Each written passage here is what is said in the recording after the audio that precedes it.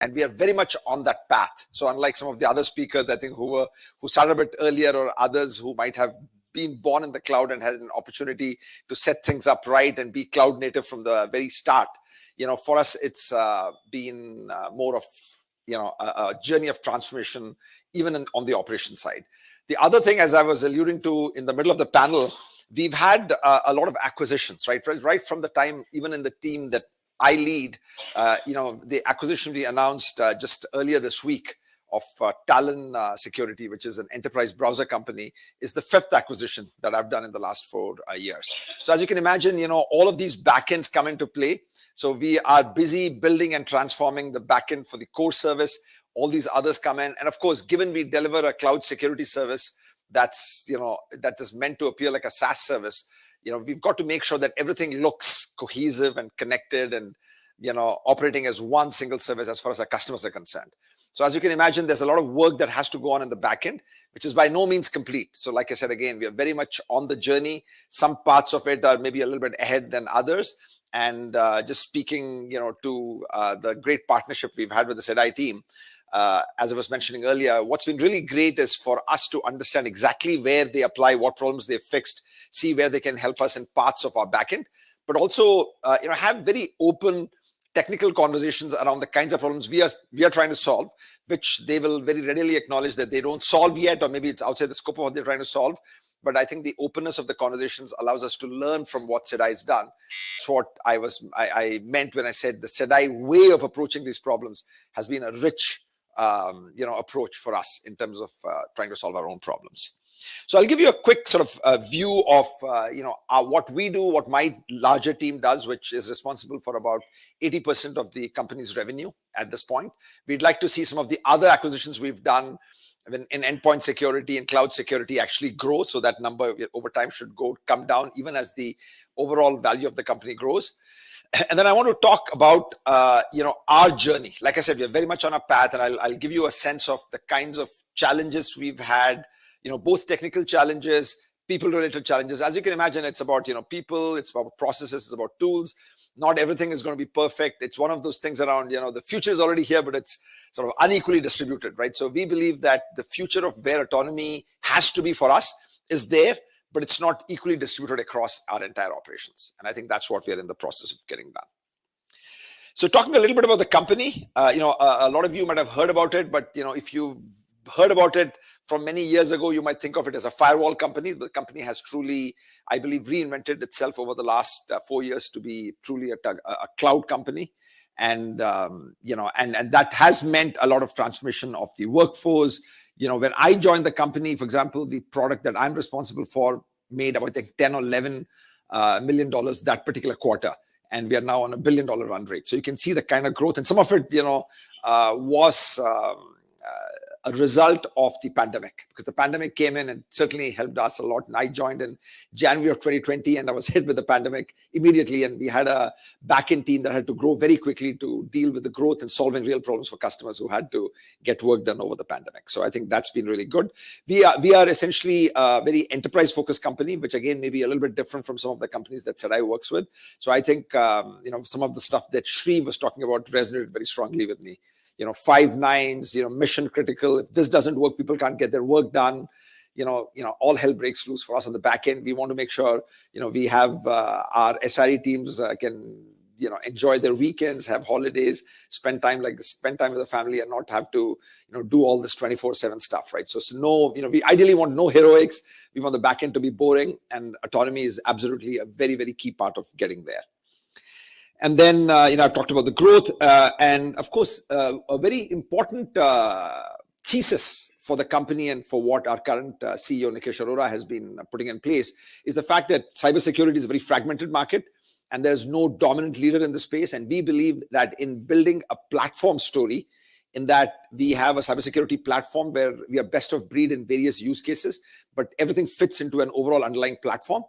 That's how we are going to win, right? And that's been definitely been delivering results. But what that means for our conversation here is, as we acquire new companies and new services come into the fold, they have to become part of the platform. So we can't have the luxury of different parts of the parts of our portfolio operating in silos, some being better than others, some being 5 nines and others not being 5 nines. The entire service has to be 5 nines. So the platformization story that resonates with our customers, has implications on the back end for us.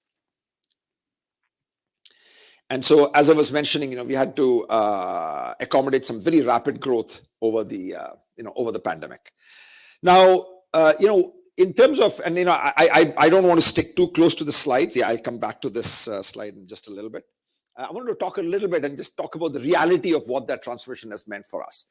So one thing, that I was picking up in the conversation we were having was around the fact that, you got to take all these operations folks who are maybe running automated workflows, but not autonomous workflows, and have them believe that autonomy is the way to get there. And that's not always an obvious answer for the folks, because a lot of these people have seen the service grow.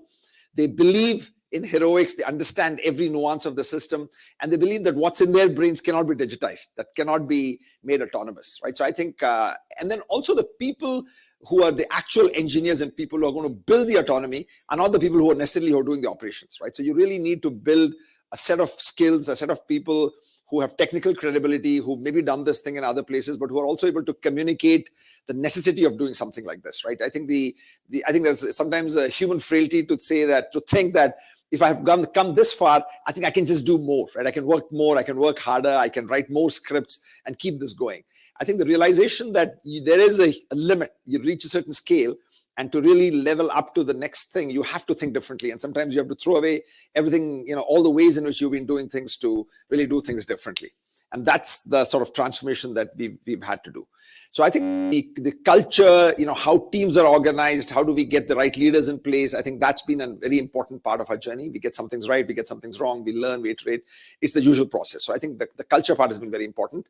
The other thing that's been very important in our journey is really trying to have a sense of continuously doing improvements, right? I think sometimes there's also this belief that AI is a silver bullet, or autonomy is something that, you turn a switch on and magically now everything is solved. It's never that way, right? So the ability to be able to experiment with autonomy, and like I said, some of it is our own internal, based on our internal efforts. Some of it is with, partnering with folks like Sedai and learning from that and driving that, a very important piece of what I believe has made us successful in getting us to manage the kind of scale that we've got. So maybe I should also describe to you what is it that the service does, so you'll get a sense of why the stuff can be very make or break for us, right? In terms of the trust that we have with our customers. For our service to fail, would mean that our customers can no longer trust in the service, and which is going to be a huge hit on us. So the basic service, is really around giving access. So you may be remote, you may be traveling, you may be in a hotel, you may be in Starbucks, you may be at home. Your ability to connect to SaaS applications with security applied, and more importantly, private applications that may be running in your data center, or maybe your data center itself has moved to the cloud. But we have to be able to get you into the company network securely, and then be able to access private applications. In doing all this, we want to make sure that we are applying security. And when I say applying security, the security itself gets applied by other services that are also running in the cloud. For example, you access a URL, there's a URL filtering capability. You make DNS queries, there's DNS security. There may be, you may have a compromised endpoint. So there's, posture of the endpoint that we gather through agents that are running on the endpoint. There are policies that are defined based on that posture. The policies have to be applied from a cloud console that's also running in the cloud. And so you got all of these security that's also happening. All of this is happening real time. So because, one of the things that happens is people, experience the service, they're trying to do things and they see everything slows down, right? I mean, they're trying to access a website, it's taking a long time to figure out whether it's a good URL or not. So the necessity for keeping the latency low is super critical. Now, as this is going on, as you can imagine, as we go to companies that have got IT teams and we give this service to them, their IT teams now feel like they're blind. Right. So now even though they may not be running it, they want to be able to see that everything is working well. So you can now imagine a layer of, digital experience monitoring that has to go over the service. So we are talking about probes that are running in the cloud, probes that are running in the endpoint, collecting telemetry, sending telemetry into the cloud, back into the cloud. We can visualize, what a particular user's experience might be in accessing a particular app, colors around it. We need some analytics around it to see, is a particular site having a problem? Is the San Jose branch experience worse than the experience of a branch, let's say in Dublin? Why is there that difference? We run on the public cloud infrastructure, so we've got all the signals and telemetry coming to us, cloud service providers. Some of our backend infrastructure also runs in colos and data centers. So you've got that telemetry coming in.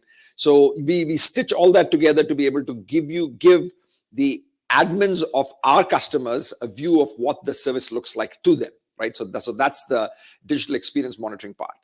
And in doing all this, we also, of course, we've got competition that does similar things. So we've got to keep sort of, innovating on top of the basic service.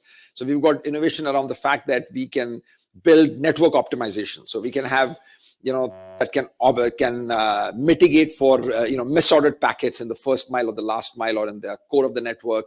You can have out of order packets, dropped packets, things like that. So we have network optimization. We have the ability to, look at on the aggregate and at a per user level, the kinds of accesses somebody might be making. We might have a user that comes every morning and goes over to Salesforce to load a particular dashboard, and maybe that takes many tens of seconds to load. We have the ability to prefetch based on learning of the behavior of the aggregate set of users in a particular company or a particular user. So we can do application acceleration, right? And all of this is really driven by cloud infrastructure that's running in the backend. And so stitching all this together, getting all this telemetry, and being able to look for correct operation, and also be able to look for anomalies when something does go wrong.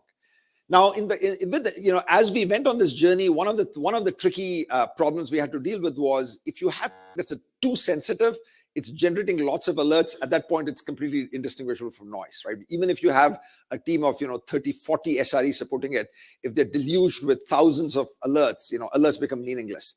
So getting alerts right, managing the the false positive rates on these alerts becomes super critical. So that's where a lot of the AI started coming in, right? We had to do before a lot of this ChatGPT stuff came along. We had formal models that would take this, would be able to, for example, have the ability to look at our security policies, analyze them, and be able to tell whether the policy had some holes in it, right? Whether they were overlapping policies, or if a particular user would come and say, that they were not able to access, let's say, Facebook, because there are rules in a company around, say, accessing social media, but you might have a marketing team that does need access to Facebook or Instagram. And so then you open up certain policies, certain rules for a certain user for them to be able to access that. When they're not able to access it, to be able to look at the entire infrastructure to see where it might have broken, right? Which part it might be broken in. It can take a very long time. So you have to bring automation and AI around that to be able to do what we call, app access analysis, to essentially take all the telemetry, all the policies, analyze it using a combination of machine learning, formal models, and AI to determine exactly where the problem might be. Is it a networking issue? Is it a security policy issue?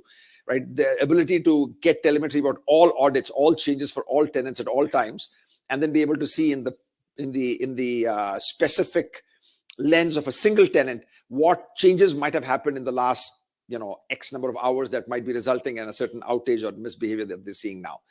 As you can imagine, a lot of this really means lots of data analysis, lots of need to get things right.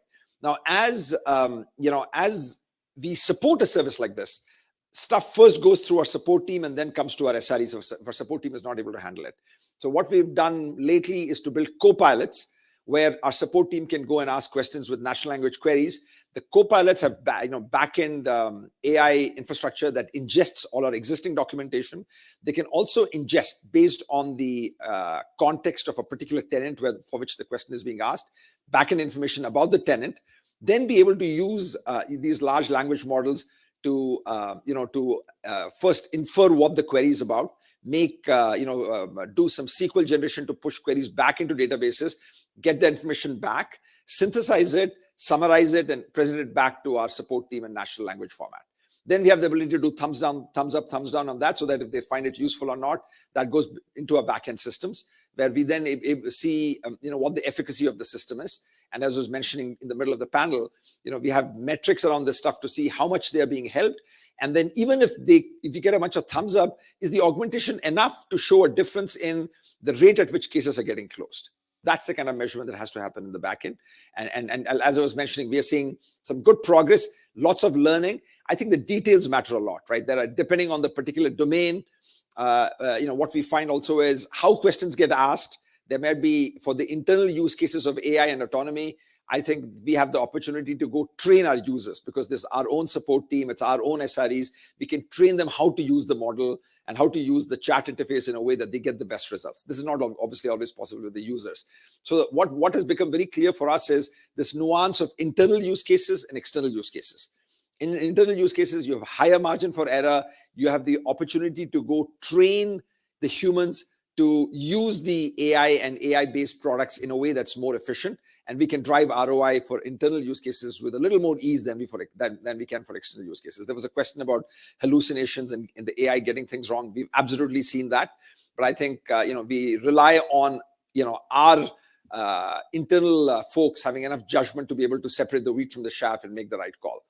In terms of the danger of doing it, there are cases where, based on the information that it ingests, it can suggest something that could be disruptive. It could say, go change the policy in this way, right? That might be, in fact, a dangerous way of changing a policy and might introduce security risk. Or it might say, go and reboot a certain node, which could be service impacting.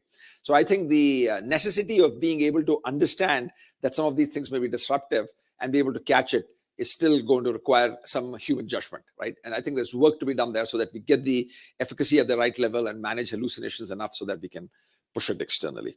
So where autonomy, eventually has led us is to then build these systems in various parts of where we are. In some of these things that I think Ashri was pointing out, right, we have a lift and shift where we're in the middle of the transformation. There are parts of the service that are really truly cloud native.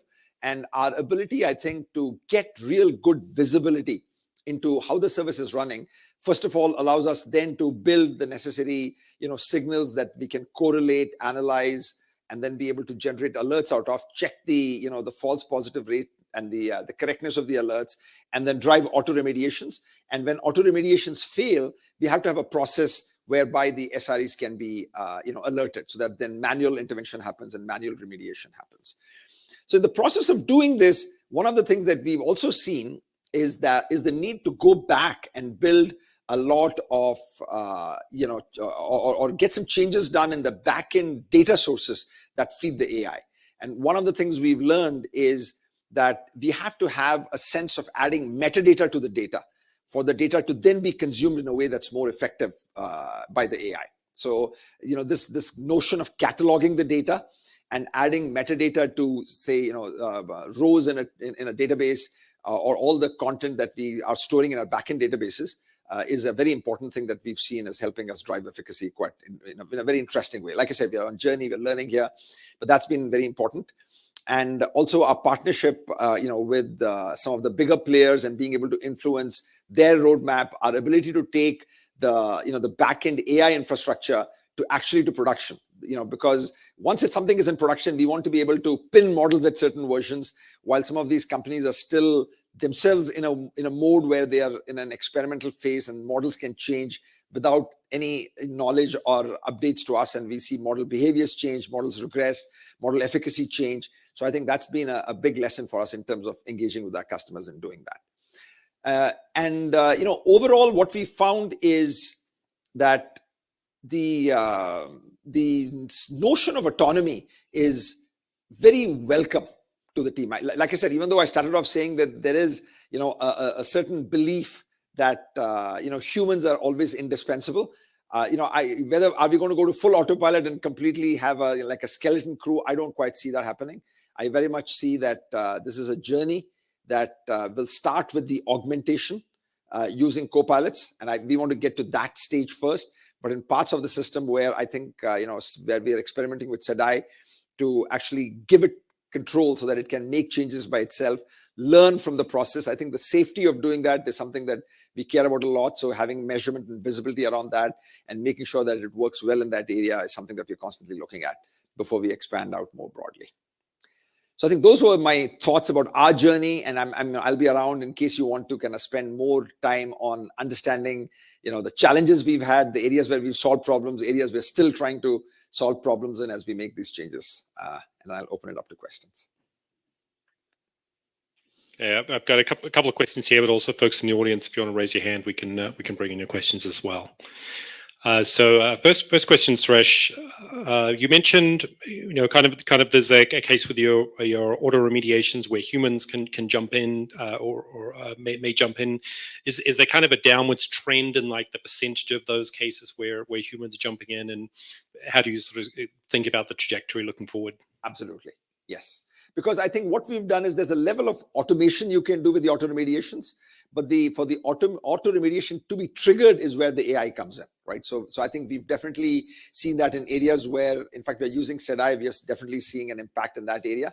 But even in other areas where I said we have to build on top of systems like Sedai, we are definitely seeing that, and that's the only way forward, right? There's no way with the growth of the business and the number of, we got upwards of, somewhere between 8 and 10 million endpoints sending all this telemetry that can create anomalies that need to then be handled in the back end.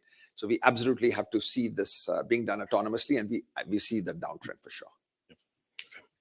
Okay. You also mentioned there was kind of a lot of learning going on in the use of AI and the support use cases. I guess it's different types of learning where sort of humans will educate each other. That maybe the AI works on its own, but also the humans can kind of give input to the AI. What types of learning are you using to try to improve that process? So that learning is really, the way we're expanding that learning is really to get more sources of data to be ingested by the AI. And a lot of that has to do with ingesting actually the state of the backend infrastructure relevant to a particular. Now, one practical problem we have in that area is that there are PII considerations, right? And when the AI goes and ingests data across all tenants and it's answering questions for a particular tenant, for us to be able to constrain its answers to come from the corpus of data that's relevant only for that tenant, because we don't want to accidentally leak data from one tenant to another. So these are some of the technical problems we have to solve in the back end to be able to responsibly apply it before it goes and becomes customer visible. Even in cases where customer support teams, our own SREs are looking at things, we want to make sure that, when the data that comes back to them, that then eventually makes its way back to customers in a support ticket or in an RCA meeting, that data is very strictly constrained to what that what the tenant has, that there's no accidental leakage of data from one tenant to another. So that's been sort of one of the challenges, I think, in terms of having AI learn this and then respond back with the right guardrails around it.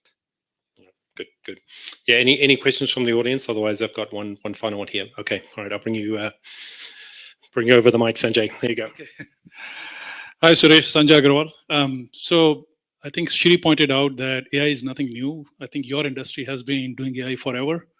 It's because the industry is so hard when you have so many signals coming in to deal with manually, right? So you have been doing it forever. So my question is, in the last couple of years, what is the step function that you have seen in terms of how you approach AI? Yeah, I'd say, one very powerful area in which AI has become very powerful is in really the natural language interface, right? The ability to have, a human type it in fairly free form. I think we had that solved to some extent. The LLMs have done a really good job of doing that. The other area where this is turning out to be quite helpful for us is that, when, for example, cases come in, our ability to ingest all of that data and summarize it. So the AI is able to very quickly take all that natural language input, multiple input from multiple engineers, from the customer, the support engineer in the mix, and so on, and be able to very quickly summarize it in a way that then allows the next person to gather all the context that might have been gathered over multiple days or weeks, and then be able to suggest something that might be a good, useful next step. So that's been super useful. So that's one of the most common use cases for the chat GPTs and the LLMs. But one of the things that is kind of easy to miss out on is the fact that these LLMs also are reasoning engines, right? They're not just text summarizers or natural language processors. So are you using any of the reasoning capabilities in the natural language, in the LLMs? Yes, yeah, that's definitely part of the Copilot, because, when, for example, the report of a problem that a customer may be facing comes in, right? And it's in some natural language format, but something not working. The ability of the AI to go in and fire off queries. And again, you have to have a sense of some sort of a directed graph, because the backend services, like I was describing, have got multiple components and sometimes very disconnected components. So you can imagine that you have to go to the backend, gather data from many multiple backends, bring all of that in. Summarization is only one piece of the puzzle, but to be able to tie it back to the problem report that came in, and then be able to reason which part of this data that the AI has just gathered might be a clue or an answer to what the problem is. That's where the reasoning comes in, and that's definitely part of the Copilot efforts we're doing. All right. Okay. Thank you very much, Suresh. Excellent talk. Thank you. Thank you.